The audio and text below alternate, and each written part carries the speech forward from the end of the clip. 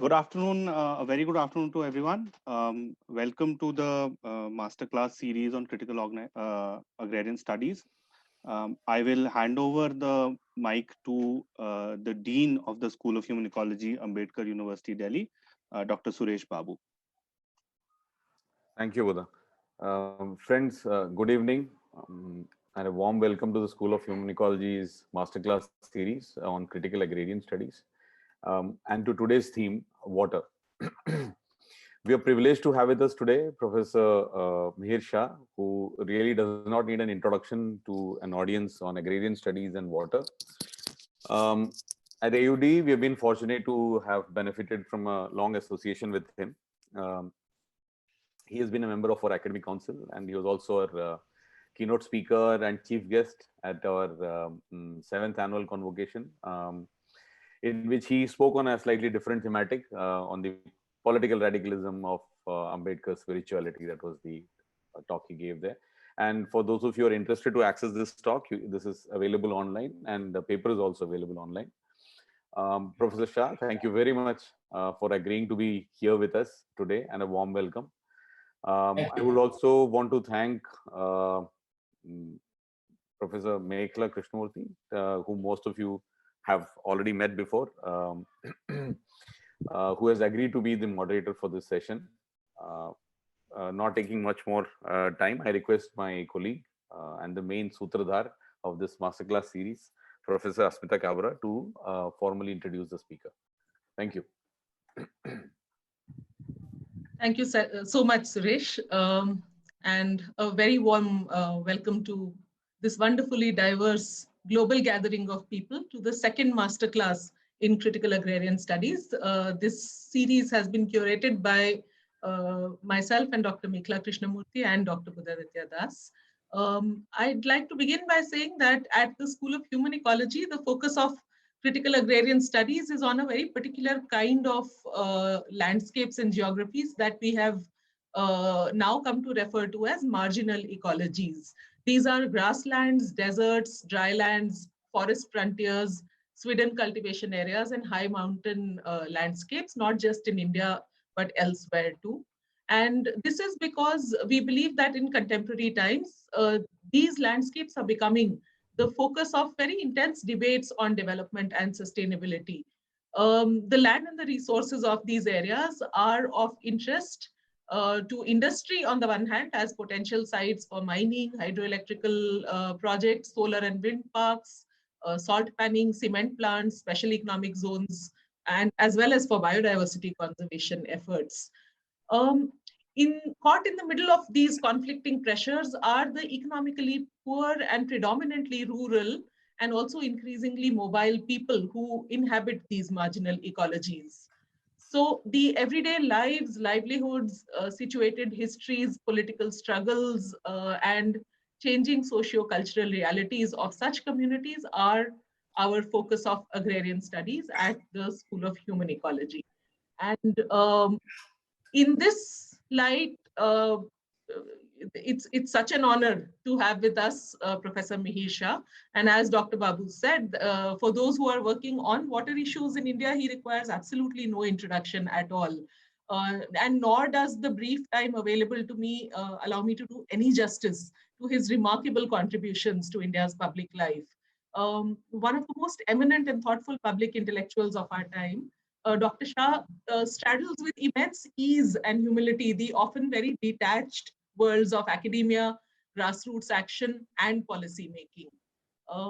Among his many contributions to the world of policy, I'll only list a few recent ones. From 2009 to 2014, Dr. Mihir Shah was a member of India's Planning Commission, and he was chiefly responsible for drafting the paradigm shift in the management of water resources that was enunciated in the 12th five-year plan.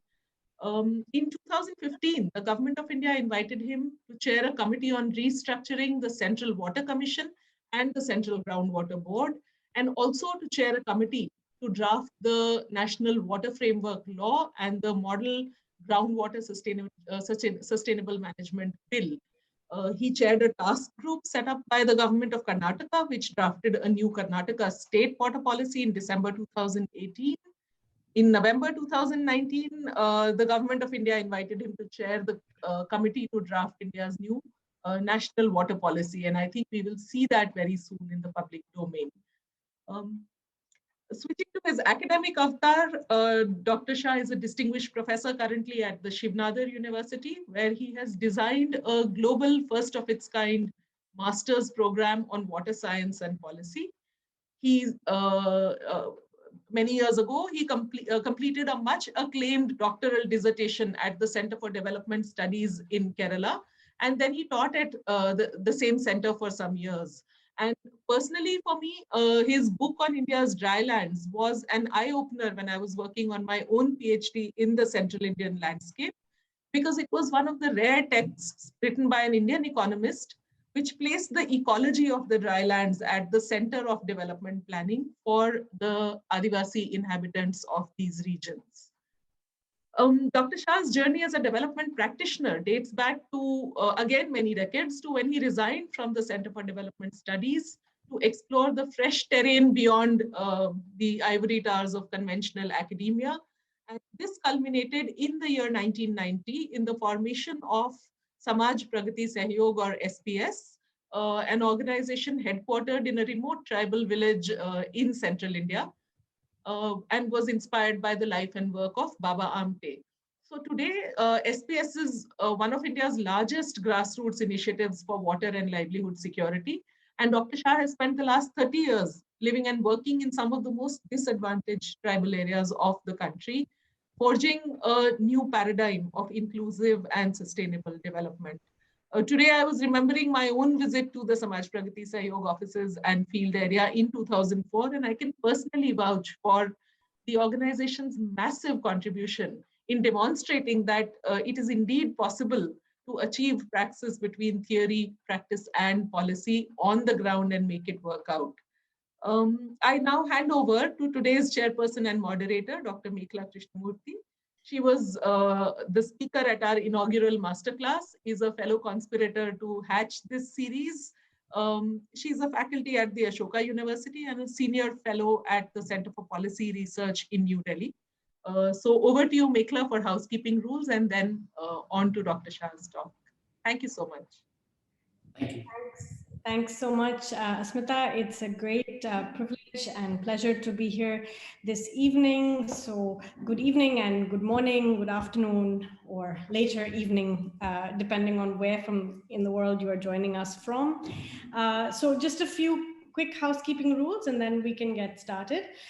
So this meeting is being recorded for all your information. All audio and video are automatically on mute. Participants who have questions can type their questions on the chat box and I will collect them and sort through them and present them at the end in the Q&A. And if you're watching on YouTube, you can send any questions that you might have to sheconference@aud.ac.in and they will be collected and we'll be able to ask them in the Q&A. So without further ado, I'll hand over to Dr. Shah for his talk on water. Thank you. Thank you so much, Meghla. I'll just share my screen. I hope I can do that without too much ado.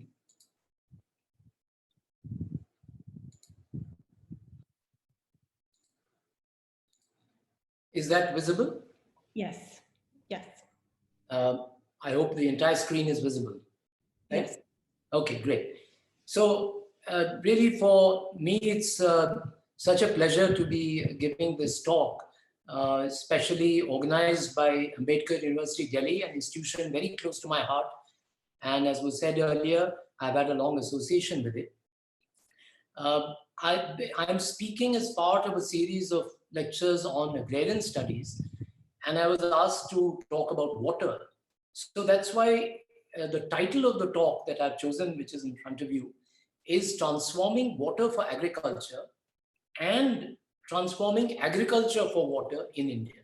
So, you know, it's a two-way relationship between water and agriculture. And the central argument of my lecture today is stated in the screen in front of you, which is that without a paradigm shift in agriculture, we will not be able to solve India's water problem. And at the same time, without a paradigm shift in water, we will be unable to address India's grave agrarian crisis. So to begin with just a brief look at facts which are largely in the public domain, but it is true that over the last 30 years, more than 300,000 farmers have committed suicides in India. Now, this is something unprecedented in Indian history. You know, you've had agrarian distress, you've had farmers' problems and issues in the long agrarian history of India. But this kind of distress expressed in what I call the two ends of the emotional spectrum. On the one hand, 300,000 farmers or more committing suicide. And on the other hand, young people in the central Indian tribal belt of India taking to the gun, feeling so despondent and so lacking in hope that they believe that the only solution to their problems is through a violent revolution, a violent overthrow of the Indian state. And as I see these two phenomena, they are markers for me of the terrible agrarian crisis that India has been suffering over these last 3 decades, because even the Maoist insurgency is in a sense partly a reflection of the agrarian crisis, because most of these tribal people are actually small and marginal farmers. And so they are also responding to the kind of situation they find themselves in their lives and their livelihoods. If you look at agriculture growth rates, if you look at farmer incomes, in the last few years, we are seeing a very dismal picture indeed. So there is something very serious that is going wrong with Indian agriculture. And I'm here to tell you what that might be and what its connection is with the entire paradigm of agrarian development that India has adopted ever since the Green Revolution. I'm sorry, I'm having a little difficulty in moving the slide, so I seem to go 2 slides forward and 1 slide back, to use a famous phrase from history. So I think what we need to understand very clearly is that the crisis that we are seeing today in Indian agriculture dates back to the onset of the Green Revolution from the 1970s. So it's a 50-year-old crisis building up over time, where chemical agriculture seems to be reaching definitive limits, where farmers are now getting negative marginal returns to the inputs that they are putting into farming, which is that the yield response of output, which is the response of output to the inputs that the farmers are putting in, is declining over time. So in order to get the same level of production, farmers are having to use more and more chemical inputs, fertilizers and pesticides. This has led to a dramatic rise in costs of production and is now yielding negative returns. And if you look at the picture in front of you, you would see, and this is a recent piece of research, and I'll give you the references to all that I'm talking about at the end of the lecture. Now, if you look at this graph carefully, what it shows is that in the purple line, if you see the purple line going up, that is fertilizer consumption expressed in kilograms per hectare. And see how it has, really ballooned up after the 1970s. But then the green line will show you that the productivity of Indian agriculture expressed in kilograms of yield per kilogram of nitrogen, phosphorus and potassium fertilizer is actually declining over time. So if you just reflect a little bit on what this graph means, it simply summarizes what I was saying earlier, that the costs of production are going up. And this is only about fertilizers. We can have a similar, I have a lot of data on pesticide use, etc. I'll tell you about the paper in which all of this information is available at the end of the lecture. But we can clearly see the crisis of Indian farming, where what we had banked upon, what we were hoping would lead to the so-called revolution, is actually now creating a major crisis for farmers across the country, with rising costs of production without a corresponding rise in yield, and thereby sort of, leading to a situation that many farmers are now drawing negative incomes from farming. This is also, if you look at it carefully, this is also where India's water crisis is coming from. How do we say that? Because the latest FAO Aquastat estimates show that 90% of India's water is used in agriculture. And 80% of this water, this irrigation water, is being taken just by 3 crops. That is rice, wheat, and sugarcane, which are today being grown even in parts of the country which are actually water scarce regions. The reason is simple. The Green Revolution was not so much a green revolution. It was essentially a rice and wheat revolution. And I'll come to that in some detail in a few minutes. So what we did was we incentivized farmers to grow primarily 2 crops, which is rice and wheat, which are highly water consuming crops. And this monocropping, because you primarily, you displaced a situation with great diversity of crops with a cropping pattern which was dominated by a single crop. And as you know, if you grow only 1 crop, then your resilience, your capacity to bear risk, whether it's the weather risk or the market risk, whether it's the risk coming from erratic patterns of rainfall, which are now aggravated by a situation of climate change, or the market risk which any farmer will face, you know that a monocropping system is far more prone to risk than a more diversified portfolio of crops, which would be able to balance the risk. If you did not do well in one, you could do better in the other. This is how traditionally farming had happened in India. But after the Green Revolution, farmers have actually suffered far greater market and weather risks. And that itself is also a major cause for the agrarian crisis in India today. Now, in addition to that, I'm bringing to your notice the fact that water quality is today India's #1 water issue. The excessive fertilizers and pesticides that our farmers are being compelled to use to get higher yields are being transported into our bodies via food and water, and the kinds of varieties of cancers that they are causing, it's been well documented. Cancer today is responsible for about 30 lakh deaths every year in India. And this itself is now, therefore, not just a water crisis, not just a farming crisis, it's also becoming a major health concern in India. So what have we done? What has been the policy response? And what has been the kind of demand even from the community of farmers and farmer activists, that we see across the country? And what I have tried to do in this slide is to summarize the kinds of policy options that have been exercised by farmers, by policymakers, and by farmer organizations. These have been the demands, and these are the actions that have been taken. So what are the steps? Higher subsidies for chemical inputs. In last year's budget speech, the Honorable Finance Minister very, I would say, rightly pointed a new direction for Indian farming, which is to move towards more non-chemical options. But in the same budget, we had an 80,000 crore subsidy for chemical fertilizers. So the demand is that you should keep increasing these subsidies more and more.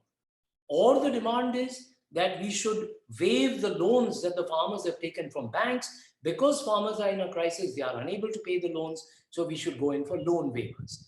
Or the demand is that we should have higher minimum support prices for, no prices for guessing, wheat and rice, because wheat and rice are the crops which are being supported by the government.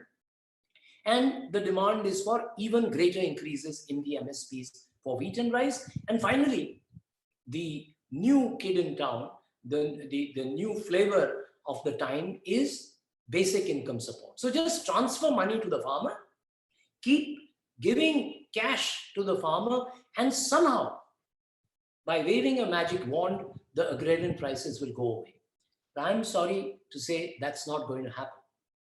Unless we change the paradigm of agriculture in India, we will continue to reinforce the vicious cycle which has created the problem in the first place.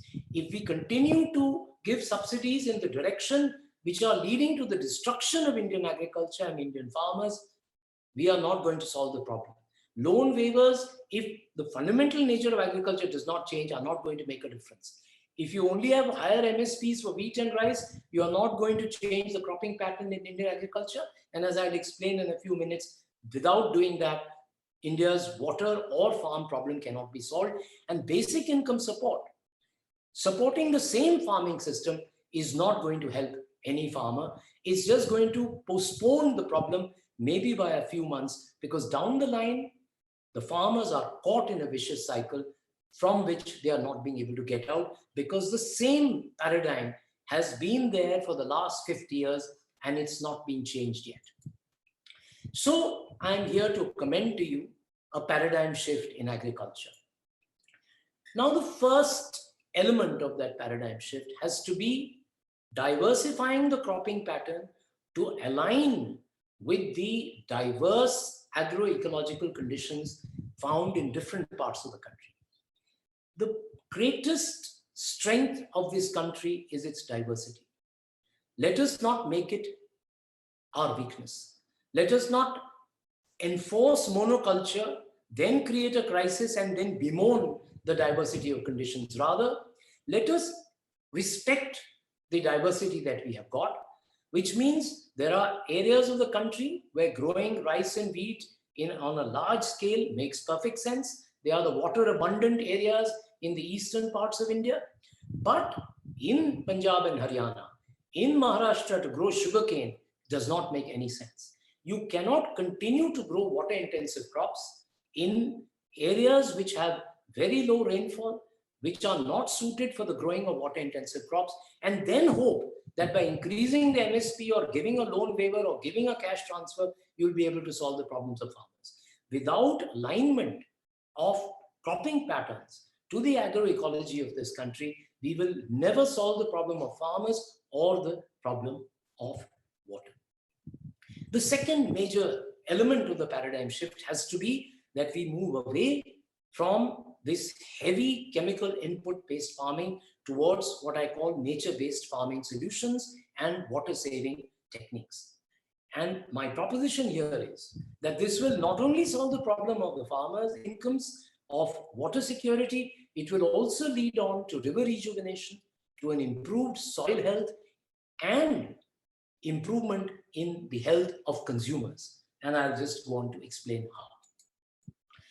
So, what we must understand is this is not to blame the farmers for the fact that they have been growing crops like wheat, rice, and sugarcane. The simple fact of the matter is that the incentives that they have been provided, the structure of incentives is such that farmers are growing these crops. And what is that structure of incentives? The market that we agreed. Public procurement operations of the government have focused only, primarily on rice and wheat. 95% of the crops we have procured in the last 50 years since the Food Corporation of India was set up are wheat and rice. And the private sugar factories are purchasing sugarcane. So essentially the market has driven the choice of crops that the farmers have grown.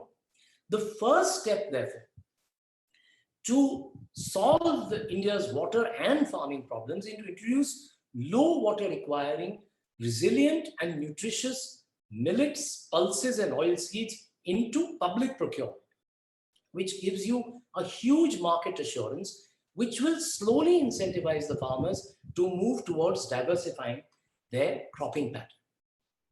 Now, whenever I make this proposition, the immediate objection is, but what will we do with all the crops that we procure? Where is the demand for these crops? People are not eating, the kinds of nutri-cereals, as they are called, which they were eating before the Green Revolution. Well, my simple answer is, let us introduce these crops. Let us introduce them into the supplementary nutrition program of the ICDS program. Let us introduce them into the midday meal program in our schools and also into the public distribution system. These are the 3 largest programs of their kind in the world. It's an unimaginable demand that we can create for millets, pulses, and oilseeds, which in fact the farmers will struggle to meet. So the problem is quite the contrary. In fact, you will have so much demand. If you make this simple switch, this switch can be made in every district. Luckily, the midday meal menus are not determined by, in a centralized manner, by governments in the state or national capitals. They are very much in the hands of local administration. If we can make the switch in the menus of these meals, I can tell you we can make a dramatic difference to the crops that the farmers grow, the kind of nutritional profile that the consumers will enjoy, and the water savings that we will effect by making this simple change. We also, of course, need to carry out mass campaigns of popularizing these kinds of nutritional options. Many of us have been engaged in this work in partnership with the National Institute of Nutrition in Hyderabad, and the government of India now has started what they call the Poshan Abhiyan, which is essentially actually moving in this direction. Of course, they are taking baby steps in this direction. We believe that this must be dramatically upscaled so that a diversity of crops is being procured through the public procurement system and becomes available to consumers across the country. As I said, this is also a huge contribution to India's nutrition crisis. So the first reference I wanted the students to look at is an extraordinary report of the Lancet Commission, which was launched in January 2019, called The Global Syndemic of Obesity, Undernutrition, and Climate Change. See, we have, and India typifies this problem, because we have undernutrition and diabetes coexisting. And what we will do if we shift to the nutriceuticals is to get this extraordinary nutritional input, which is in front of you on the screen. These are the kinds of minerals and vitamins and antioxidants and protein that we'll be able to get if we diversify the kinds of food we eat. And of course, these are the crops which are much more suited to the dryland regions of India, which have been the hotbed of poverty and deprivation, all these years. And these are the crops which will grow much better in 2/3 of India's landmass, so it would help the farmers as well. Now, having made the fundamental proposition about diversifying the cropping pattern, I want to now talk a little bit about the entire conception of the Green Revolution, the foundation, what is the originative flaw of the thinking of the Green Revolution. And here I want to focus your minds on a much neglected subject. We don't understand the significance of soils for the farmer, of soils for water. Because what the Green Revolution did was to view the soil as an input-output machine, as a stockpile of minerals, a passive reservoir of chemical nutrients to be endlessly flogged to deliver greater and greater output. And as we know, our soils are now heavily depleted by this onslaught which has been going on for the last 50 years. We have to recognize that the soil is a complex, interacting, living ecosystem. And unless we nourish this living ecosystem and the plants and animals that feed it, we are not going to be able to either overcome the crisis of agriculture or the crisis of water that this country is facing. Because what matters very much for water security is soil structure, the capacity of the soil to retain water. And that is what we have completely destroyed by our move towards chemical farming in the last 50 years.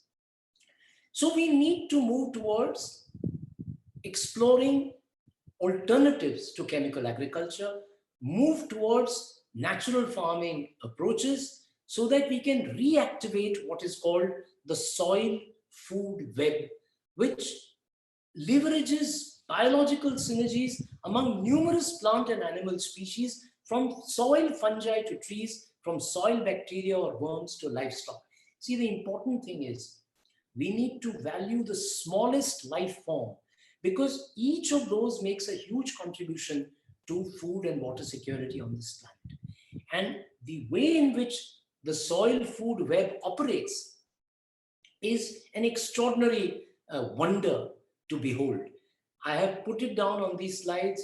I was told this is going to be, teaching material, so I've kept it on the slides. But what I really want to show you is this very beautiful picture of how the interconnectedness of different elements of the soil food web is what sustains life on this planet. And we have to very carefully understand that if there is soil, we will exist. If soil is depleted, the way it is being depleted over the last 50 years across the planet, we are actually in very serious trouble already. Students may like to, with time, explore the beauty of this picture, which I think will explain to them what is the way in which life is sustained on this planet without respecting, cherishing, and nurturing the soil food web. We will not be able to solve the problems that we are faced with today. In addition, not only should we grow less water consuming crops, we must also find solutions for the water intensive crops. I'm not arguing that we are going to stop either eating or growing wheat, rice, and sugarcane.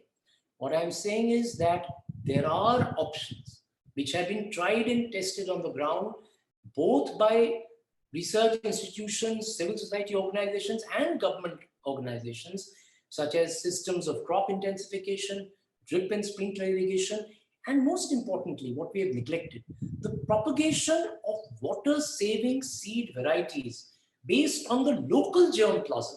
The local germplasm is naturally, over centuries of evolution, adapted to the local agroecology. And India has a very rich repository of these seeds.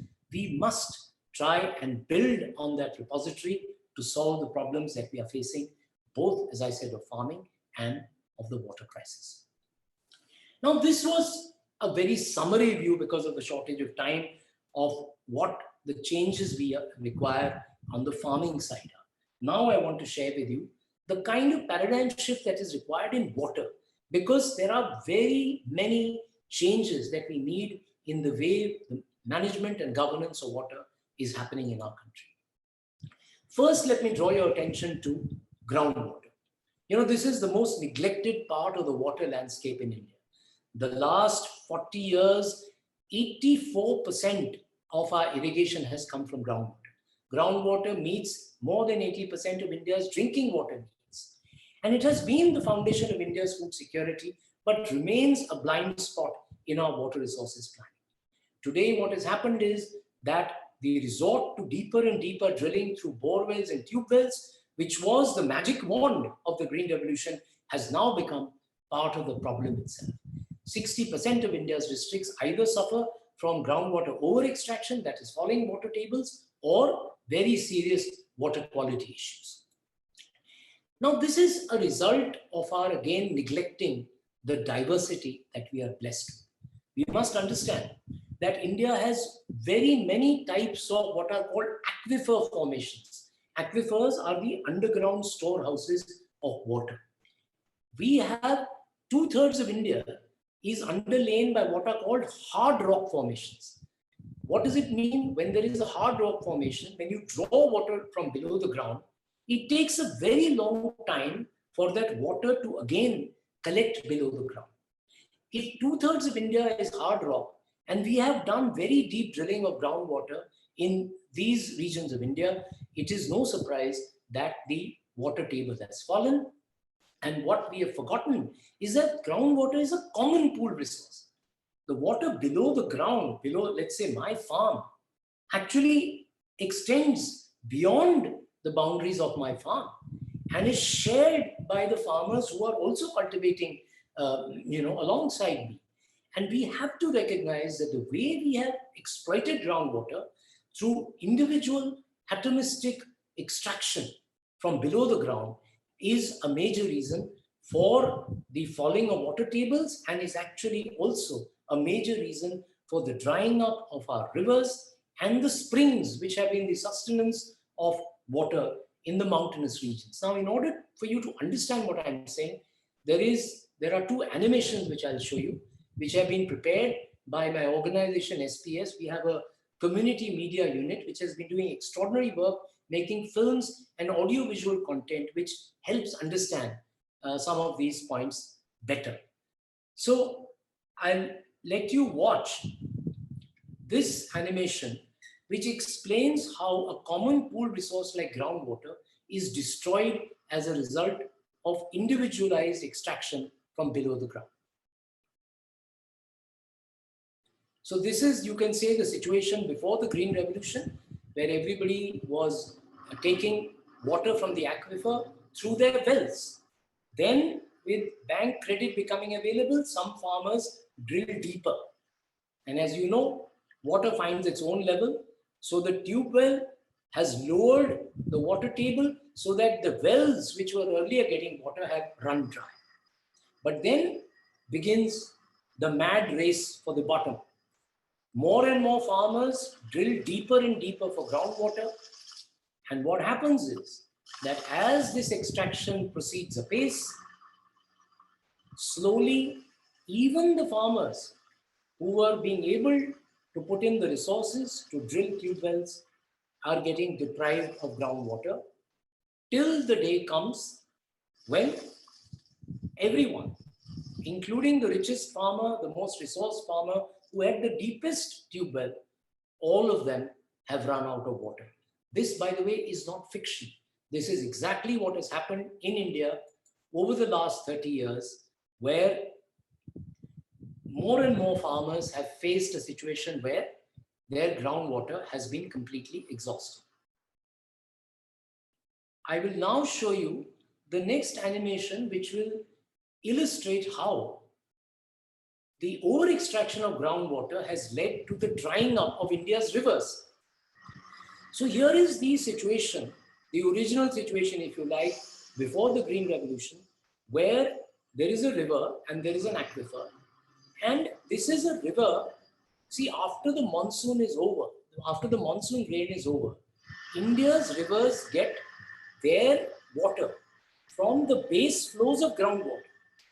That was the original situation that you saw in this animation. But as farmers drill deeper and deeper into the aquifer, the gaining river has become a losing river. What happens at the end? The river has dried up, and so has the aquifer. So both the river and the groundwater are actually finished. And this, again, let me tell you, is not something which I have just invented through this animation. This is what has happened in river after river across the length and breadth of India. And this is a latest study of 55 catchments of the major rivers of this country, which shows, and the rivers are mentioned in this slide in front of you, there has been a major decline in the annual runoff generated by India's major river basins. And mind you, the study is very careful. This has not happened because of a decline in rainfall. This has happened because of economic activities destructive of the catchment areas of these rivers. What are the catchment areas? The areas from which a river catches its water.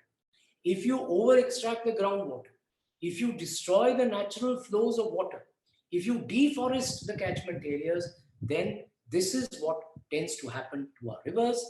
If our river basins survive, we also will. Otherwise, like many great river valley civilizations from the past, we too will perish.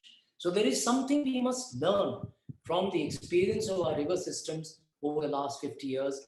Otherwise, we are facing a major crisis as a civilizational entity. Having seen the kinds of problems that the water crisis that we have, let us just quickly review what we have done to try and solve these problems. As you know, the major intervention we have made is to build large dam structures across our river systems.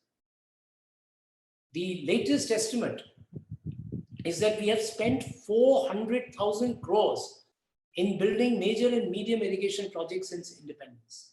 But what is deeply tragic is not just the displacement of our tribal people, the submergence of fertile land and forests, but the greatest tragedy is that the reason why these dams were built, that reason itself is not being satisfied. The trillions of liters of water stored in these large dam structures are not reaching the farmers for whom this water was meant. Maharashtra is the biggest example. It has the highest number of large dams in the country. 40% of India's large dams are in Maharashtra. But it has half of the irrigated area. That is the ratio of irrigated area to agriculture area, which is around 40-45% across the country, is only 18% in Maharashtra. Reason is simple. What we have done is we have focused on more and more construction. We have not focused enough on getting that water for the farmers for whom it is meant. So where do the solutions lie? The solution lies in shifting the focus from endless construction to management, maintenance, and last mile connectivity. This is based on the best experience from across India and across the world. Participatory irrigation management, where you involve the people, and especially water users associations led by women.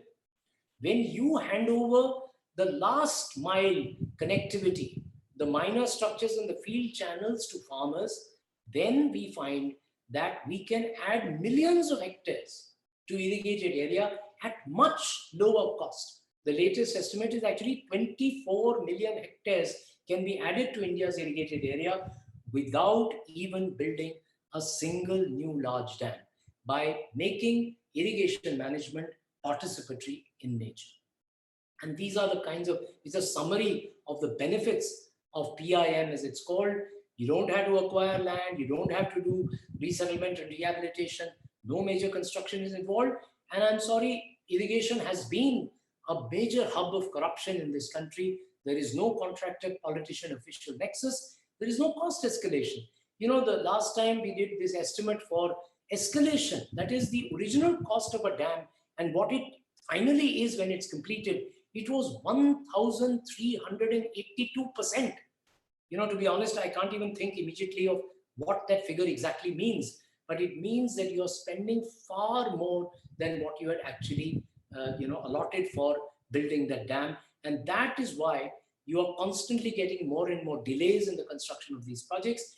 And you are getting what is called the IPC-IPU gap, which means there is a major gap between the irrigation potential that you created by building these dams and the actual water that reached the farmers. That is what is called the irrigation potential utilized, which I said is today 24 million hectares. We can get those 24 million hectares quickly to the farmers. For that, democratization of water is required. We need to move towards participatory irrigation management. Similarly, we need to move towards participatory groundwater management.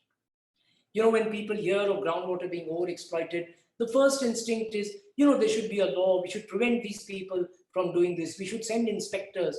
But the fact is, we have 45 million groundwater structures in India, which means wells, tube wells, and there are another 5 million springs which are providing groundwater to this country, which includes even urban groundwater.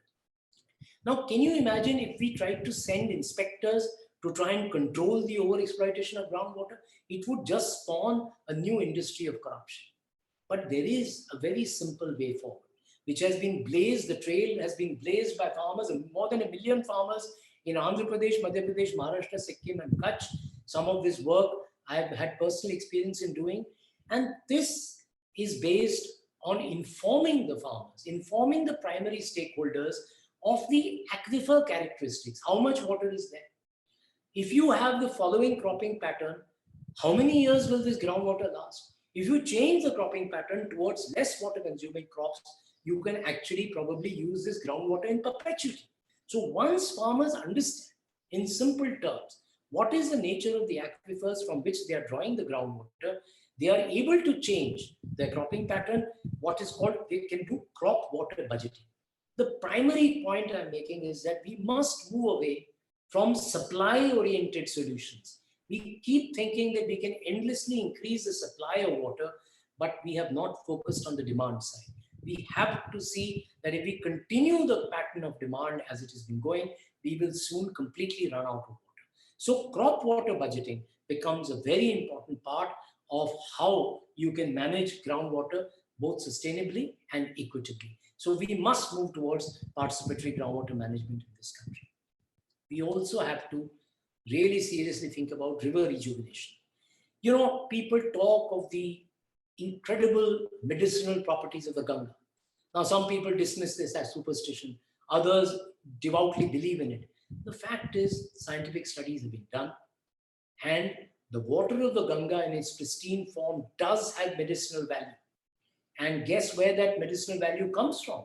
It comes from the Himalayan catchment areas, the kinds of grasses, shrubs, and trees that grow in the Himalayan catchments where the Ganga derives its water. They are the ones which provide the water of the Ganga with so much medicinal value. If you destroy the catchment areas, if you do not nurture Himalayan ecology, the Ganga is no longer going to have the kind of pristine value it had. This has been recognized all over the world. You know, sometimes when I give this kind of example, the youngsters say, oh, you're talking this old world stuff.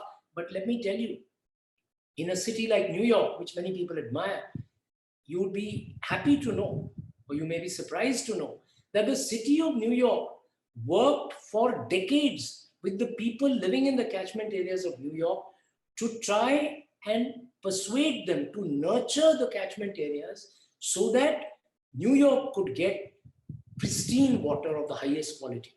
And in order that the farmers agreed to that proposition, they were paid. A payment was made for the ecosystem services provided by those farmers so that the citizens of New York could get good quality water. And this is now being replicated across the world. I mentioned the countries on this slide. We need to urgently move towards a situation where farmers are incentivized through the payment of ecosystem services, a compensation for the ecosystem services they provide by maintaining the catchment areas in a healthy state. Finally, we need to look at water governance. See, what we have done in India is to look at water. The term is hydro-schizophrenia. What does it mean? It's like we have a schizophrenic view of water. We look at irrigation separately, drinking water separately. We look at surface water separately, groundwater separately. We look at water separately and wastewater separately. What does that do? When you do not look at them in an integrated manner, the same well or tube well, which was supplying drinking water to a settlement, starts drawing water for irrigation. And irrigation consumes much more water than drinking water. So after a few years, that well or bore well runs dry. So the security of drinking water is endangered, primarily because we have not planned for both needs together. As I already explained, if you don't look at surface water and groundwater together, our rivers start drying up. If you don't look at water and wastewater together, the quality of water declines and creates very serious health concerns. We have a mixing of water and wastewater that keeps happening throughout the water cycle, and that becomes a very serious problem. So we have to reform water governance in India by overcoming this hydro-schizophrenia. The next change in water governance that we require is that water governance in India has been dominated only by a few academic disciplines, primarily civil engineering and hydrogeology, which is the science of groundwater. But if you really want people to get involved, if you want participatory management of groundwater and surface water, if you want conflict resolution, we have to involve professionals from the social sciences and management. If you want crop water budgeting, which we spoke about, you have to involve agronomists. Did you know that not a single water resource department, either at the center or the states in India, has anyone from the social sciences or management, anyone from agronomy, anyone from ecological economics, or anyone from river ecology? Without having professionals from all these disciplines, you will never be able to either understand water or make water policy and water strategy effectively in this country. We have to change the pattern of governance in this country to make it truly multidisciplinary so that all the insights from all these disciplines are brought to bear on the management and governance of water in this country. So what we are proposing, and I'll tell you the references where all this has been suggested, we have the Central Water Commission, the CWC, which manages surface water in India. We We have the Central Groundwater Board, which manages groundwater in India. And every state has similar departments which manage surface and groundwater separately. We have suggested that we need to merge the CWC and the CGWB to form the National Water Commission as the apex facilitation body for water policy, data, and governance in India. And this exercise in the center should become an exemplar that all states follow to overcome the silos inherent in their own governance structures in water. And what we are saying is, rather than sitting in Delhi or in the state capitals, these professionals should now move to the major river basins of this country so that actual water management and governance can begin to happen. And finally, we are appealing to the government that water is too important to be left to the government alone. We need what is called a Jan Andolan, a people's movement around water, led by women, through an appropriately managed architecture of partnerships with all primary stakeholders from civil society, academia, farmers, elected representatives, and industry. Their knowledge and expertise, their experience has to be mobilized. They must form an integral part of the National Water Commission and the state water commissions that all states must design, curate, and implement, without which I believe that India's water problems cannot be solved and India's agrarian crisis cannot be overcome. This is what I wanted to tell you. These are the references. If you want, I can just quickly summarize them. The first reference is from a paper which is forthcoming. I've just completed writing this paper for the FAO and the Niti Aayog, which actually the entire argument of this paper, of this presentation, is summarized in this paper. The slide, where you saw that graph with two arrows going in opposite directions, which showed that fertilizers response has been declining. This is the reference for that. And of course, all the governance reform comes from a committee which I chaired for the Government of India, which is called the Report for the Report of the Committee on the Restructuring of the CWC and CGWB. And the lovely diagram on the soil food web comes from this USDA reference, and students may like to look at it. Thank you very much.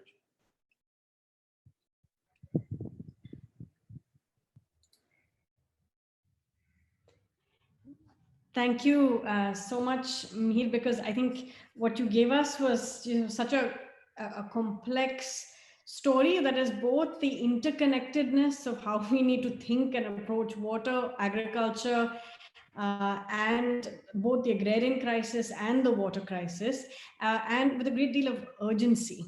The need to think differently about how we approach these problems at multiple levels. So thank you so much for that. There are a number of questions coming in, which I will,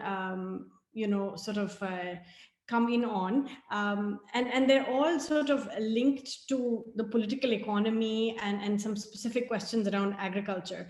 But because this is a masterclass and it's also about sort of, thinking about how various scholars have come to think about water, I thought if you could briefly I'm going to take the privilege of being the chair, but briefly give us a sense of, how you first encountered water in your intellectual and professionally. Sort of, I know, as an economist in your early work on agrarian India, where water starts becoming for you central to how you think about this, sort of that journey, just a little, a little bit for us to think about. And then texts that early, either missed water, that surprised you that it wasn't there. Like, water has this funny way of being everywhere and still being missed in so much of how we think about agrarian India. So, because you also arrived at water through so many different pathways in your talk, just that little reflection, and then I will turn to all these questions which are, sort of coming in. You have asked a very dangerous question, because if I start telling the story, it could become very long. But to very simply say, Asmita already said that I completed my PhD. I was teaching at the Center for Development Studies, and then a group of friends, all of us, just decided that we've had enough of academia. We felt that there was a lot of talk but not enough was done. And we were very angry young people, not happy at the state of the nation. And so we set out on this journey, which was slightly wild and crazy. And we had no idea what we were doing, but we were traveling across the length and breadth of India, which led, to cut a long story short, to the formation of what we call Samaj Prakriti Sahyog, which was founded in 1990. And this was, we located ourselves very consciously in one of the most neglected and remote areas of this country, which was a tribal area, which is where I'm sitting actually today and speaking to you, which is my home of the last 30 years, where we felt this region typified the most difficult problems India was facing. And when we spoke to the people in this region, because we came here as students, we came here to understand from the people, what they felt we could be useful at, what we should be doing. And the one resounding unanimous answer, especially from women, was that we should focus on water. Because if there is water, there is life, there is livelihoods. Without that, nothing else would be possible. We had been studying around ecology. We had, been understanding the issues that come up from India's development model and how we had neglected the understanding of the interface between economy and ecology. And that was already bringing us, to understand the centrality of water issues. So we began from there trying to implement watershed programs in, partnership with the local people. What I talked about, the rehabilitation of catchment areas, rejuvenation of catchment areas, this is where we learned everything from. We learned that instead of trying to dominate nature, which had been the dominant paradigm of development, which continues to be the dominant paradigm of development today in this country, across the world, we have to actually weave our interventions into the contours of nature with humility, with the recognition of interdependence, of different elements that characterize the cycles of nature. And the current pandemic, if it has done anything, it has brought us back to a realization that if we do not pay urgent attention to redefining our relationship with nature, with water, we are going to keep encountering more and more crises of the current kind. So, it's from then to now, it's the affirmation of the same learning that we need to be humble instead of being arrogant and dominant in our relationship with nature. We have to learn from nature. We have to make interventions, but they have to be interventions which actually respect the natural cycles, as I explained, with reference to farming systems, with soil structure, and with the cycles of water. Okay. Thanks so much. So there are a number of questions coming in. I'll try and pull them together a little bit so that, so the first, actually, so related to fertilizer. So Rahul had this question about the fact that, the graph that you showed, he was not able to see how productivity went up with fertilizer use. So the question is, was there a sustained period of productivity gain from fertilizer use or not? Because he wasn't able to see that in the graph. And so that's a clarification. And then sort of linked to that, then a question, connected to fertilizer use, which is, to talk a little more about natural farming techniques that you would recommend. And this is Riya Sharma, who's a graduate student in cultural anthropology at the University of Illinois at Chicago. So, so linked to fertilizers, does that include standardized protocols of organic farming, individual experiments in permaculture, or a more flexible approach where farmers rely on their own expertise and traditional knowledge? So that's a fertilizer natural farming. Okay. You could take that first. So I think that's a good spot by Rahul about the graph, because in fact, I've been also wondering, this is not my own graph, I've given the reference for that. But I think what it reflects is the average situation in the country. There were regions where productivity was going up, but it's also true that we indiscriminately applied this, method of farming to areas where it was probably not suited. So what it shows actually is the indiscriminate application and increase in application of fertilizers. So what you find is the yield per unit of fertilizer on an average actually starts declining very early, which is a very striking, finding in this graph. And it keeps getting aggravated over time. It gets aggravated because the application of fertilizers is, increasing exponentially, while you don't see a corresponding increase in fertility, in productivity in actually most parts of the country. So it's a very interesting, situation where today, even today, everywhere the main thing that a chief minister wants to do is to get urea through trains and other ways to the farmers. The farmers also don't see any options. So I think the second question, quickly, connects to the first, that we need to provide a menu of options to our farmers. And let me be very clear, there should be no fundamentalism here.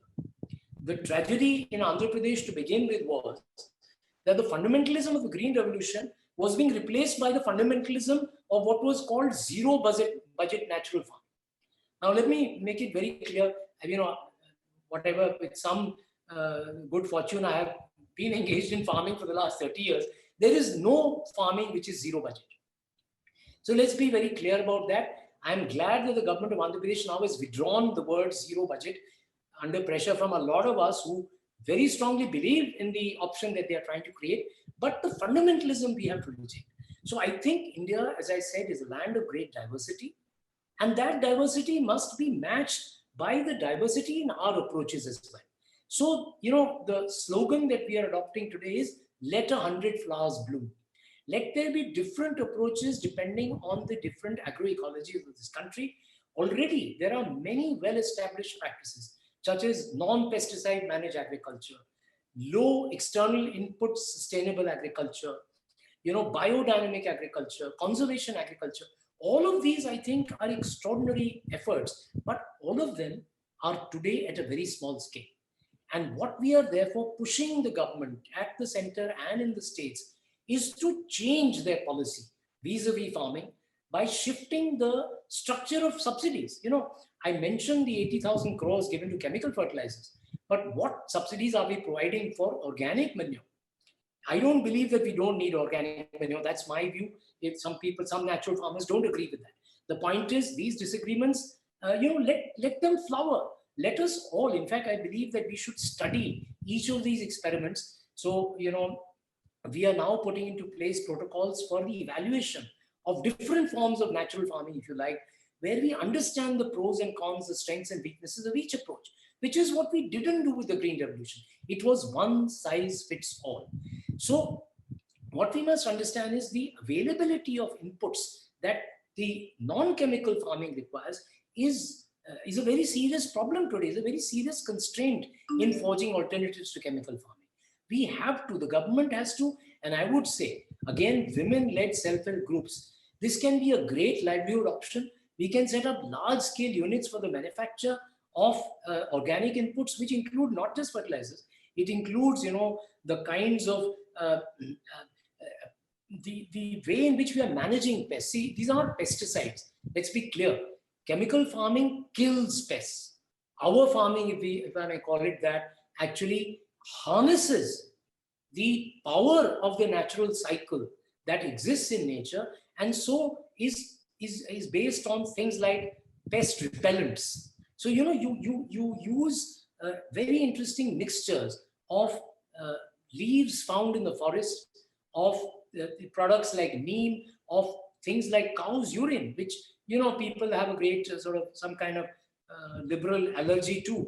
But I think these are very important ingredients because they have been tested and tried on the ground for the last 30 years. It's not a fiction that has been perpetuated, but there are strong lobbies opposing this. The fertilizer and pesticide lobbies are very strong in India, across the world, and it's a big battle that we have to fight.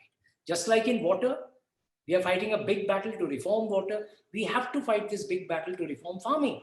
So the most important thing we can do to fight that battle is to actually set up proofs of concept at scale. So a lot of state governments, not just Andhra Pradesh, are now moving in this direction. The Niti Aayog has taken a very strong position in favor of natural farming. What we are saying is, let the pattern of subsidies also reflect this emphasis on natural farming. Today, that's not happened yet, but I'm hopeful that it could happen in a very short time to come. Thanks. So Mihir, I think you've moved very much into the direction in which the questions are coming in. Many thanks. I think lots of people are expressing their thanks for a very, very insightful and illuminating class. But now I think the questions are pushing a little at the political economy that you mentioned, right? The interests that go against making all of this happen, even though we have now quite a profound understanding of the urgency and the requirement. So there are a cluster of questions. Anjali has asked, do you think that the political interest will ever get aligned with your view of sowing millets over cash crops, particularly, in the case of Punjab and Haryana, so how we incentivize farmers to sow something other than cash crops, right? And will that create disturbances for farmers? There's a linked question here saying that, there have been examples, this is from there have been examples of upper castes capturing water resources within participatory irrigation management systems. So how can participatory irrigation management overcome such elite capture? Then there's a question on groundwater markets. So then is the answer, can the evolved groundwater markets be called the solution? So where you actually do demand management, and is that a better institutional mechanism? This is from Shrishti Mishra. Or can they be tagged as just another governance fallacy? So, these are all questions, I think, that look at the challenges, the political economy challenges in three cases. And then these different models have their own challenges. So maybe you could take those. See, I think there is what Michael Lipton would have called an urban bias in some of these questions. That we feel that the farmers of Punjab are somehow very fond of rice and wheat. And, even now the agitations are going on and the farmers across the country don't want to shift. I mean, I would recommend to the students to read Asian Drama by Gunnar Myrdal. He was a Nobel Prize winner in economics. I don't know if anybody teaches Myrdal anymore. Asian Drama is an extraordinary text. And if you read Asian Drama, he describes the story of India's Green Revolution and how farmers resisted tooth and nail moving to the varieties of wheat that were being almost forced down their throat, if I may use that phrase, of course, in the great national interest, larger national interests, etc., because farmers did not like the kind of roti that was being made from that kind of flour. They did not like the kind of dalia that was coming out of those varieties which were being pushed to the Green Revolution, and the whole set of practices that were being recommended by the scientists and the agricultural extension system. So I think we must realize that choices on the ground reflect the kind of structures of facilitation that the state puts into place. And what I'm saying is, if you put in place a similar structure of facilitation, of incentives that you did at the time of the Green Revolution, I mean, it worked for the first 20 years. One should not take away from that. I think food security was a major problem, major challenge, and I think the Green Revolution helped address that. But for the last at least 20 years, the wheels have come off the Green Revolution, and today the farmers actually are crying out for an alternative which we are not providing. And what I'm saying, therefore, is if you change the structure of incentives by diversifying the portfolio of procurement, maybe, I didn't spend enough time on that slide as I should have. But what I'm saying is farmers grow rice and wheat today because those are the crops we have incentivized. Those are the crops. See, MSPs are there for all crops. But where does procurement focus? Procurement only focuses on these two crops across the country. We don't even procure, for heaven's sake, from the tribal areas of this country. Why can't the government move into the tribal areas to say, look, you grow your traditional crops, you grow the crops which are suited to your agroecology, and we are there as people working in the interest of the farmers to actually procure those crops. Now, what is the political incentive to do that? The political incentive is 3 lakh farmers' suicides. I mean, is that not incentive enough? It's the farmers' agitation. Is that not incentive enough? Don't we need to respond to what the farmers are crying out for change? I think there is an outcry from the ground, both in terms of the farmers' crisis and the water crisis. Let me repeat once again, there cannot be a solution to India's water problem if we do not change the cropping pattern in this country. You can call me a cropping pattern fundamentalist on water. I'll be happy to be called that. Because 90% of India's water is being taken by farming. And as I said, that is being guzzled by 3 water-intensive crops. So if we want to release water for the large mass of small and marginal farmers, if we want to release water for drinking water security, for the Jal Jeevan mission, which at large expense is being taken up by the government of India, if we want to release water for urban areas and industrial use, we have to change the pattern of water use in this country. And the first change that we need to make is in the cropping pattern. And again, let's not blame the farmer. Let's not blame the consumer. It is we who have pushed for certain crops, and those are the crops which are being grown. Those are the crops being procured. Those are the foods being eaten. We need to change all of this by changing the structure of policy in our country. So, I can go on about that because that's my major theme. But let me come to the question of elite capture. Always the question that is asked, whenever somebody speaks about participatory approaches in India, the simple answer given by those who are against these approaches and who want to continue with the command and control which has been going on, and also those who understand ground realities, the question is, what will we do about the caste system? My point is, when India became independent, do you know that there was such deep skepticism that in a country with such class and caste divides, will democracy ever work? When Panchayati Raj was coming into this country, what is the question asked? There will be elite capture. Of course, there'll be elite capture. But what is the answer to elite capture? Democracy and more democracy is the only answer to elite capture. We have to allow the democratic process to work itself out. We have to allow people's struggles for the assertion of the voice of the disadvantaged and deprived to express itself through democratic means. Because if we don't do that, then what I mentioned earlier, the Maoist insurgency is waiting around the corner. So let's be clear. There is elite capture. There is a caste system. There is great inequality, social and economic in this country, interregional inequality. And it is an important barrier to universal access to basic services in this country. But the only answer to that is to push forward through greater participatory approaches in all aspects, actually in all services that are being to be reached to the people. But let's also understand there are many these successful experiments of participatory approaches have been studied very carefully. It begins with the classic work which all students must read at one time or the other in their life. That is Elinor Ostrom's Governing the Commons. Okay, what is the book about? It's about documenting how the commons can be managed through a participatory approach. And it outlines very, very definite conditions under which and only under which participatory approaches will work. So let's not romanticize participation, but let's not throw the baby out with the bathwater. I think it's extremely important to understand the conditions and make them available. And it's not patronage that will make them available. It's voices from the ground.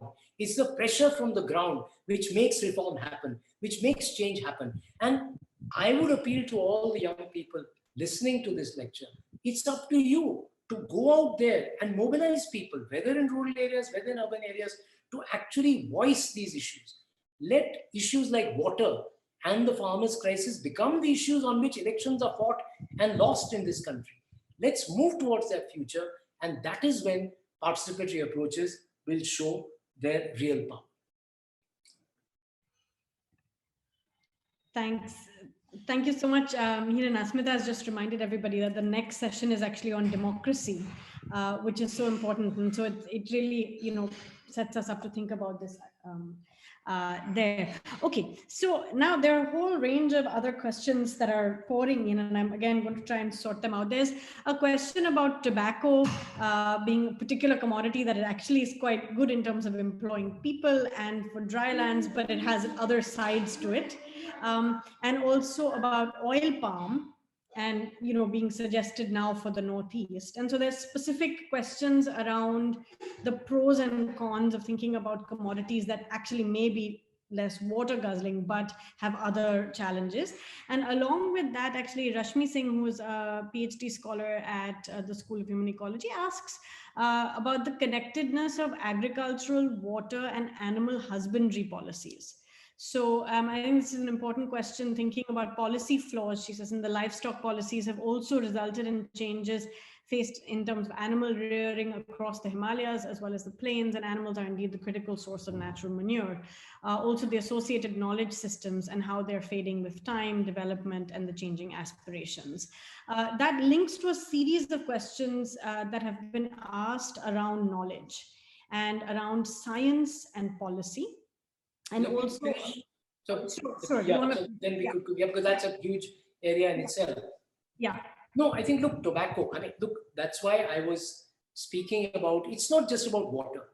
You know, what I was talking about is about health, it's about nutrition. And therefore, I was emphasizing crop diversification in this direction because it has great implications for health and positive implications for health.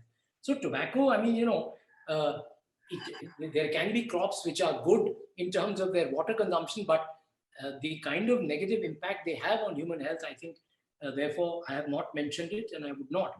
Oil palm, I mean, this is really something which drives me crazy actually, because India has the richest repository of oil seeds, you know, that the world has ever seen. And you know, this paper that I have put in your reading list, when you will read this paper when it becomes available early next year, what we have done, my colleague Vijay Shankar, who's really the leading expert in this country on these issues, we studied the cropping pattern before the onset of the Green Revolution in major states of this country. And what we found is this extraordinarily rich range of oil seeds that this country was growing. And then, you know, we in Madhya Pradesh, we are talking only of soybean, but we have had so many kinds of oil seeds, which were a major critical part of our diet and a very important, nutritionally important part of our diet. We have forgotten about all that. We have forgotten that we have so many options as far as, you know, oil is concerned, and we need to focus on those rather than going for, see, this is monoculture again. I am making an argument against monoculture, whether it's a monoculture of oil palms or of eucalyptus or of the, you know, to come to the livestock question of the Jersey cow or of the tube well or of rice and wheat. So the question about livestock is extremely important because we have had again the same kind of monoculture in livestock. We have just focused. So what is the point about the Green Revolution I didn't mention? It's essentially commodity centric. It's commodity production centric. This is how the international system on agricultural research, the CGIAR, their whole focus, the whole thrust was to do research on increasing output, the response of output to input, but did not look at the system, did not take a systems approach. And the same thing we have done in livestock, increase milk production, as if that's the be all and end all of life. While what we need, especially for the landless people in this country, is going back to the kinds of livestock that has sustained people in the drylands, the desert regions of this country, the pastoralists, you know, the kind of backyard poultry you had. Now you have this broiler industry with disastrous health implications just because you get a somewhat greater output. But the kinds of diseases, again, you know, remember the pandemic. Remember what happened, when we have violated so deeply into nature. The same dangers exist in going into that direction with livestock. I think we must understand the link between economy and ecology.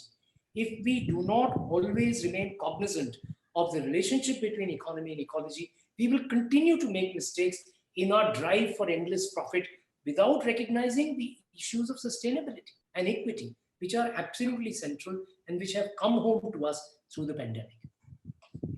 Great. And so that ties to your question on knowledge. So yes, so I will, lead right in there. We have about, we had scheduled time till about 6:30, so that's about 10 more minutes. There are lots of questions, and I'm sure people would be happy to stay on a little longer, if you have a little more time. Yeah, sure. But we'll go through some of these, and so knowledge is a theme that has emerged in a number of questions.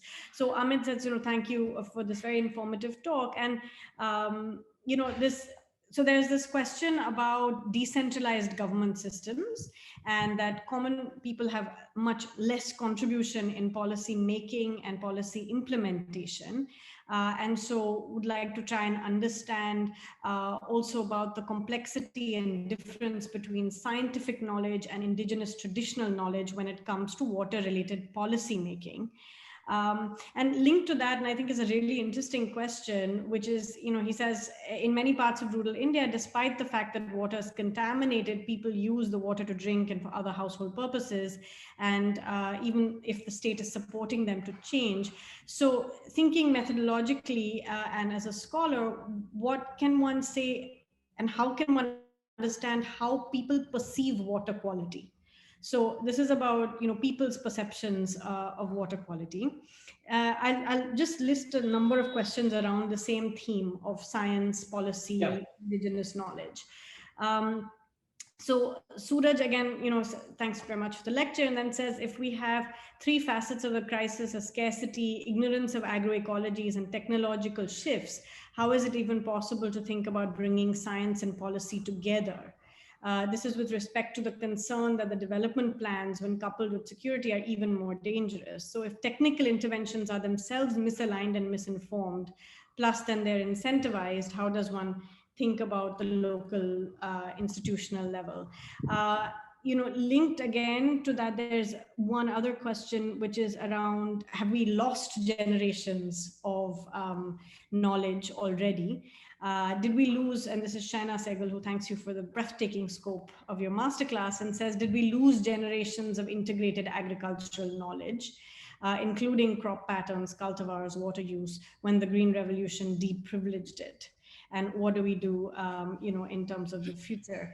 And then finally, linked to this, but sort of slightly broadening, Asmita asked whether you might want to speak about the cultural and spiritual affinity that we humans have to rivers and other water bodies, and whether and how this can be tapped into for better water conservation, especially for urban residents who are far removed from the elemental nature of water in our everyday lives. So I think there's a whole complex of questions around science, water, spirituality, knowledge, policy. So yeah, this is really what I'm most passionate about. So let me dive straight away into it. I think I'm going to actually begin with where Asmita left off and then connect it to the other questions. So I think it's very important to ask the question, what constitutes knowledge and what constitutes science actually? Because as I have understood science, see, we are all being schooled in a certain tradition of science, which dates back about 300 years. But what we forget sometimes is that there is actually science which exists in every civilization, and in some for at least the last 3,000 years. So we have available for us resources if we choose to look at them. And I think in the context of the pandemic again, and I keep coming back to that, and the context of climate change, I think these are huge wake-up calls for humanity to reflect very deeply on whether, the science of the last 300 years has been invaluable. It has, made such a huge contribution to human well-being. So we should not take away from that. But I think we need to interrogate also whether there is something in that paradigm which has also led us into making very, very serious mistakes, civilizational mistakes, if I may call them that. And then if we can try and see what this so-called indigenous knowledge has to teach us, I don't think it's lost forever. I'm sure a lot of it, needs to be regenerated, to be rejuvenated.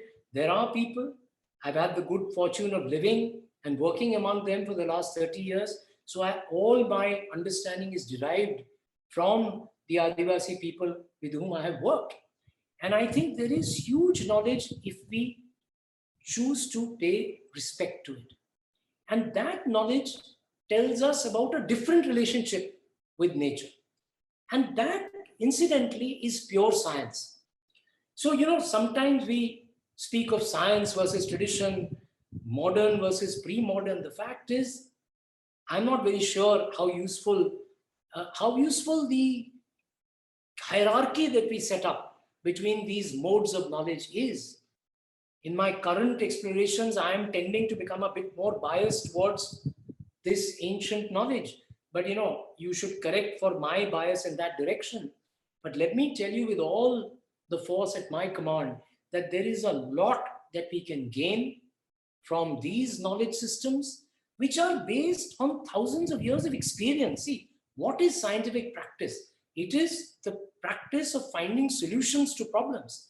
And there are enormous solutions that are available in these traditions, which we must seriously engage with. I feel there has to be a very serious dialogue between the scientific establishments of the world, which are today in danger of becoming vested interests. I mean, I'm making a strong statement. I'm not talking of all scientists. I know there are extraordinary scientists, because there are scientists who respect the spirit of science. The spirit of science is the spirit of discovery. It's the retention of the sense of wonder that a child has when she looks at the universe. That sense of wonder is what, for me, defines the spirit of science. And that's the only spirit I'm trying to defend here. So I'm saying, if we lose that sense of wonder, that sense of being a student all our lives, we will fall prey to the vested interests, who are obviously interested in pushing for certain solutions, because there are commercial interests tied to that. There is a lot of profit to be made in the fertilizer and pesticide industries of the world. And therefore, there is a vested interest in not allowing other alternatives to come up, which could, as they see it, endanger the possibilities of the continued expansion of these kinds of input producing industries, and which is all linked to the fossil fuel economy. I mean, it is all linked to climate change. If we are scientists, if we are listening to the voice of science, if we are understanding that we are in the age of the Anthropocene, we have to pose a question to the dominant paradigms of development of the 20th century. The 20th century will be remembered as the century of technological advance, but also of the enormous growth in the capacity for technological destruction. And if we don't understand that, we are being unscientific. That's all I'm saying. So given that the destruction is in front of us, the 20th century is a testament to that, we need to learn and we need to understand. I didn't cover many other things in the lecture. For solutions in water, wastewater treatment through bioremediation. These are nature-based solutions. Blue-green infrastructure. The entire world is moving towards that. The major cities in the world are now preparing for climate change, and they are saying, let's preserve and protect the green areas in our cities. Let's make our cities sponge cities. Let's preserve the water bodies that already exist. This is the science I'm talking about. In fact, the leading scholar on water in the world is David Sedlak at the University of Berkeley. And he's saying that we have the opportunity to leapfrog the technologies of the 20th century. The vast areas of India, which have not made the mistakes that our metros have made, which have gone for the capital and energy intensive solutions of the 20th century. They can leapfrog into the 21st century solutions, which are based on a partnership with nature. So I think that's science. That's absolutely 21st century science. So let's never get confused that there is a dilemma about whether we are for science or against science. We are for science. But we have to move with science where it is taking us. And if we do not understand that, then we are falling prey to the vested interests, the lobbies who are trying to suppress the voice of real science as it is emerging in the 21st century. Thank you, Mihir. I think the scope and the scale of this, the talk and all the connections just keep growing. But let me try and bring it to an end with two questions. I think you've addressed, many participants have had questions around public organization, sort of correcting the power balance, democratization, and you answered many of this already in your statements on democracy and voice. So let me end with two quite challenging questions. One is, from Bhupendra Kumar, who sort of says that, in your proposition of democratization of irrigation, you sort of propose that participatory irrigation. So do you think that participatory irrigation method is a pragmatic way to deal with unequal power? Or do you think that rich farmers should pay to marginal farmers, right? Like, why is the claim that the first world should pay to the third world for the damage that has been done? So this is a question on reparations in some senses. And what do you think about that when we think about something like water as a resource? So that's on people and power. And then Vinay, who's a student at the International Institute of Social Studies at The Hague, says lots of the change has to do with tinkering with the state. Right? Change is relied on state planning, which has caused the problem in the first place. So how do you look at the state, and how can the status quo exist, that exists there? How can that be changed? Who is the agent of change here? And how does the struggle with power look when you think about state, society, and market? So I think these are the big questions: reparations for damage over time, and how do you look at the state when it comes to thinking about water? No, truly excellent questions, and thank you. They really are I must thank you for the amazing moderation you did today. These are really good questions to end with. So, I'm going to catch, I forgot who asked the first question, but the word pragmatic. So are reparations pragmatic? I mean, I wish we could have reparations from the first world to the third and fourth world. I live in the fourth world, as you know. And if we could have it from the rich farmers to the poor farmers. So actually, all my life has been spent in trying to devise solutions which actually work. I don't use the word pragmatic. It's got connotations which I don't always like. So when you talk of participatory irrigation management, I understand where the skepticism is coming from. India is a very hierarchical society. There are structures of power, and participatory approaches are definitely disadvantaged to begin with. But as I already said in my answer earlier, I think what we need to do is to strengthen these participatory approaches. We need to make it possible for them to succeed. So to go into some more detail, and incidentally, these approaches have succeeded. So everything that I've said in my talk today is based on established proofs of concept on the ground. They are not theoretical solutions. All of the points I've made in this lecture have been tried. I'm saying they need to be taken to scale.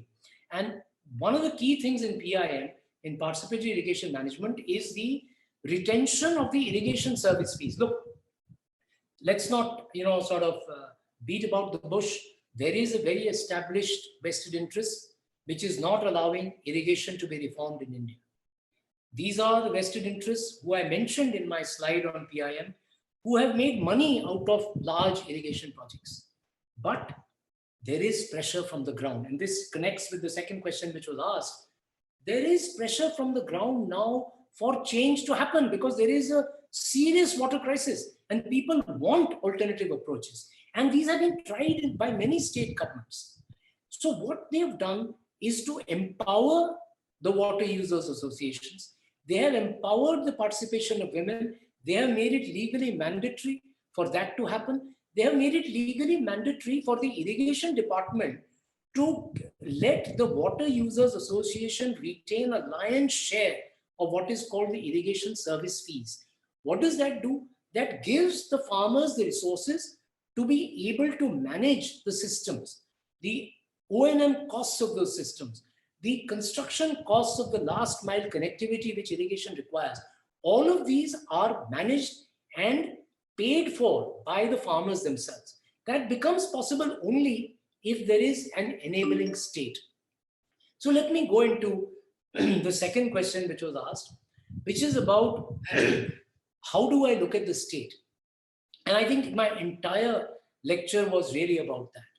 It's about the fact that a state in a democratic society needs to find legitimacy for its existence. Any government has to legitimize its rule in the eyes of the people that vote for it.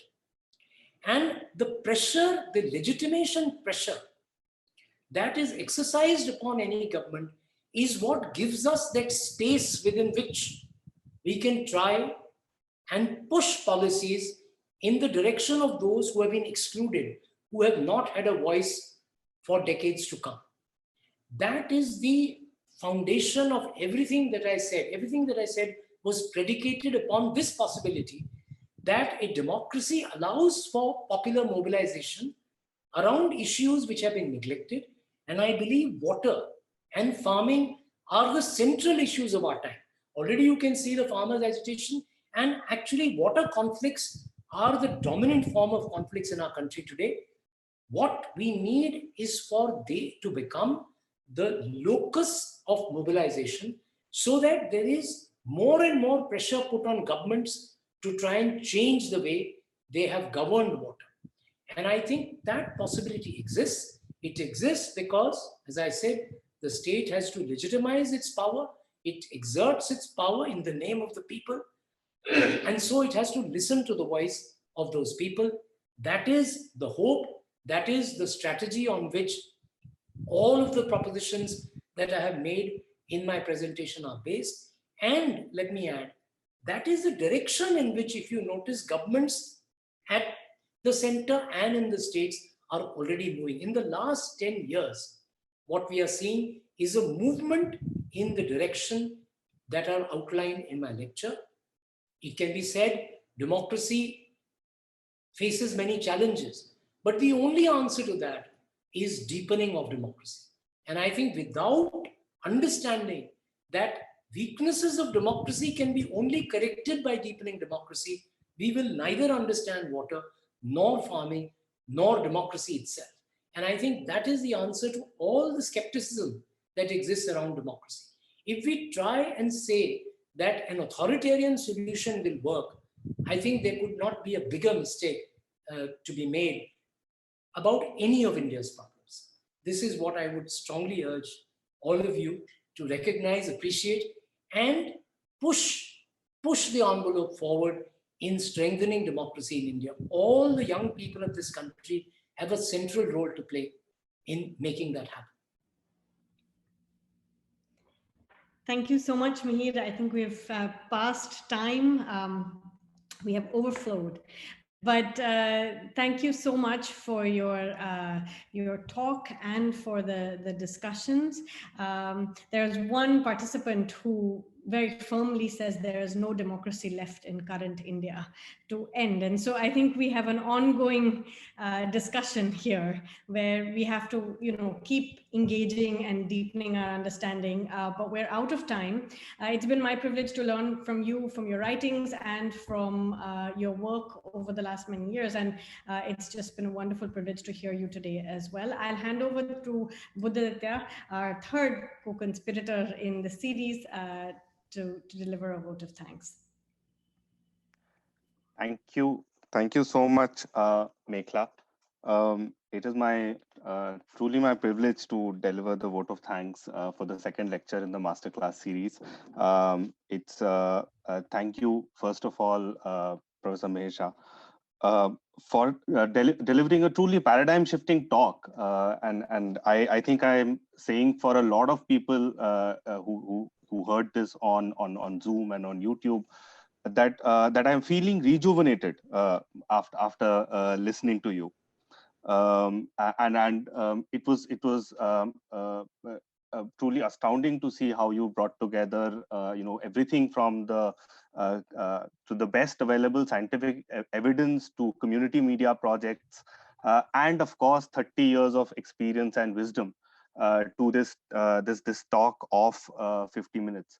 And as I was listening to you, I felt that when this is a masterclass, and when the students when they become scholars, practitioners, researchers in their own right, and I include myself as a student, and when we encounter these real world challenges of democracy, of pragmatism, of conflict and vested interests, I think this talk today gives us the values and the vision that may help us to resolve some of those moral and political dilemmas. For that, I thank you. I also thank you for encouraging so many angry women and men towards productive and alternative possibilities and future. Thank you so much for a very, very fascinating talk. I would like to thank Dr. Suresh Babu, Dean, School of Human Ecology, for always encouraging and supporting us in our endeavors, and for facilitating the masterclass series. Thank you, Dr. Mekla Krishnamurthy, for being the chair and the moderator for today's discussion, for extending the discussion and conversation with Dr. Shah. As you know, Dr. Krishnamurthy has also co-curated the masterclass. Uh, Thank you, Professor Asmita Kabra, for being, as was said, a co-conspirator in for this idea of the masterclass series, and also for teaching the agrarian change and rural development elective at the School of Human Ecology, where students get to discuss many of these issues, and where the idea for the masterclass was hatched. I would like to thank all our audience for being such a wonderful audience. I think we had some really important and great questions to which we don't. I don't think we had the answers to all of them, but they were wonderful to sort of hear them. The master's students and PhD scholars at the School of Human Ecology are an important resource for us. They're volunteers for the series, and they help us organize the series. So thank you to them. The IT services division of Ambedkar University always helps us with logistics and technical aspects of the presentation. So they deserve our grateful thank you. I thank you finally, Fizala Taibullah, researcher at the Center for Urban Ecology and Sustainability at Ambedkar University, for designing beautiful posters for the masterclass series. Thank you, everyone. As Professor Kabra mentioned in the chat box, our next third lecture in the masterclass series is on next Wednesday, in fact, 25th of November, where Professor Mukulika Banerjee of the London School of Economics will speak on democracy. Uh, Good afternoon and good evening, everyone, for being a part of the series. Thank you.